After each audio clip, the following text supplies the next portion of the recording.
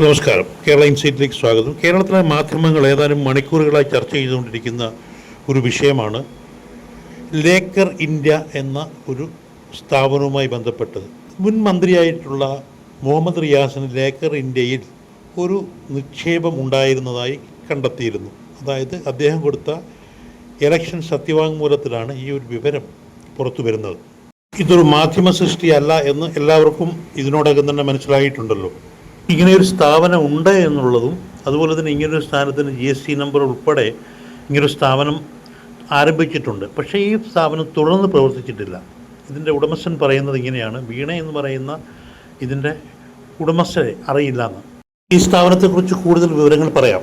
Laker India corp എന്നാണ് ഈ സ്ഥാപനത്തിൻ്റെ പേര്. ഇതൊരു പാർട്ട്ണർഷിപ്പ് ഫേമാണ്. 2023 കോഴിക്കോട് രജിസ്റ്റർ ചെയ്ത ഒരു സ്ഥാപനമാണ്. ഈ സ്ഥാപനത്തിൻ്റെ മാനേജിംഗ് പാർട്ട്ണറും ഓതറൈസ് സിഗ്നേച്ചറിയും വീണ എന്ന് പറയുന്ന ആളാണ്. അതുപോലെ തന്നെ കോഴിക്കോട് സ്വദേശിയായ അനീസ് കോടമ്പിയത്ത് അറയ്ക്കൽ മറ്റൊരു പങ്കാളി കൂടിയാണ്. അങ്ങനെ രണ്ടുപേർക്കും തുല്യ സാമ്പത്തിക പങ്കാളിത്തമുള്ള ഒരു കമ്പനിയായിട്ടാണ് ഈ കമ്പനി രജിസ്റ്റർ ചെയ്തിരിക്കുന്നത്. ഈ ചിത്രത്തിൽ കാണുന്നത് പോലെ കമ്പനി രജിസ്റ്റർ ചെയ്തിരിക്കുന്നത് പന്തീരങ്കാവ് കോഴിക്കോട് വിലാസം തന്നെയാണ്. ഏറ്റവും കൗതുകകരമായ കാര്യം, ഈ ലേക്കർ ഇന്ത്യ കോർപ്പിൻ്റെ പേരിൽ സൗക്ക എന്ന ട്രേഡ് മാർക്ക് ക്ലാസ് 10 ഇത് രജിസ്റ്റർ ചെയ്തിട്ടുള്ളത്. അതായത് ഇവിടെ വിപണനം നടത്തുന്നത് അല്ലെങ്കിൽ ഉൽപ്പന്നമായിട്ട് ഉൾപ്പെടുത്തിയിരിക്കുന്നത് medical diagnostic apparatus, knee badges, orthopaedic knee badges, medical മാസ്കുകൾ, medical needles, orthodontic appliances, medical exercise apparatus, X-ray protection devices, X-ray apparatus തുടങ്ങിയ മെഡിക്കൽ ഉപകരണ വിഭാഗത്തിലെ ഉൽപ്പന്നങ്ങളാണ് ഇതിൽ ഉൾപ്പെടുത്തിയിരിക്കുന്നത്. ഈ കാണിച്ചിരിക്കുന്ന ഉൽപ്പന്നങ്ങളുടെ നിർമ്മാണമാണോ വിതരണമാണോ എന്താണ് എന്ന് ഇതിൽ നിന്ന് നമുക്ക് മനസ്സിലാക്കാൻ കഴിയുന്നില്ല.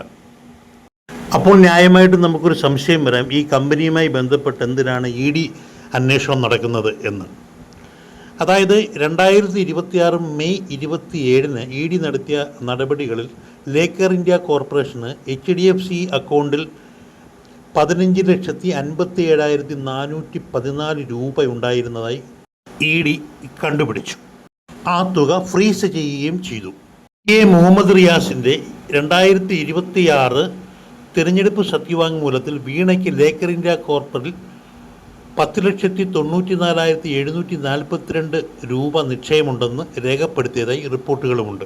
ചുരുക്കത്തിൽ ലേക്കർ ഇന്ത്യ കോർപ്പ് വീണ പങ്കാളിയായ പാർട്ട്ണർഷിപ്പ് ഫേം 2023 കോഴിക്കോട്ട് രൂപീകരിക്കുകയും അതിൽ തൻ്റെ ഭർത്താവായ റിയാസിന് ലക്ഷങ്ങളുടെ നിക്ഷേപം ഉണ്ട് എന്നു വിവരവും ലഭിച്ചതിൻ്റെ അടിസ്ഥാനത്തിൽ അന്വേഷണം നടക്കുകയാണ്. ഇത് റിയാസ് തന്നെ തെരഞ്ഞെടുപ്പ് കമ്മീഷന് കൊടുത്ത രേഖയാണിത്.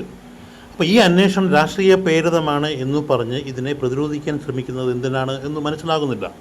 എന്തായാലും മടിയിൽ കനമില്ലാത്തവർ എന്തിനാണ് ED അന്വേഷണത്തെ ഭയപ്പെടുന്നത്? ഇതുമായി ബന്ധപ്പെട്ട് കൂടുതൽ വിവരങ്ങൾ പുറത്തു വരും എന്ന് തന്നെയാണ് പ്രതീക്ഷ. ഇതൊക്കെ അഴിമതിയാണോ അതോ ആരോപണങ്ങളാണോ എന്ന് തെളിയേണ്ടത് സമൂഹത്തിൻ്റെ ഒരു ആവശ്യം കൂടിയാണ് എന്ന് പറഞ്ഞുകൊണ്ട് ഞങ്ങൾ ഈ വീഡിയോ അവസാനിപ്പിക്കുന്നു. അടുത്ത വീഡിയോയിൽ പുതിയ വിഷയവുമായി വീണ്ടും കാണാം. നന്ദി, നമസ്കാരം.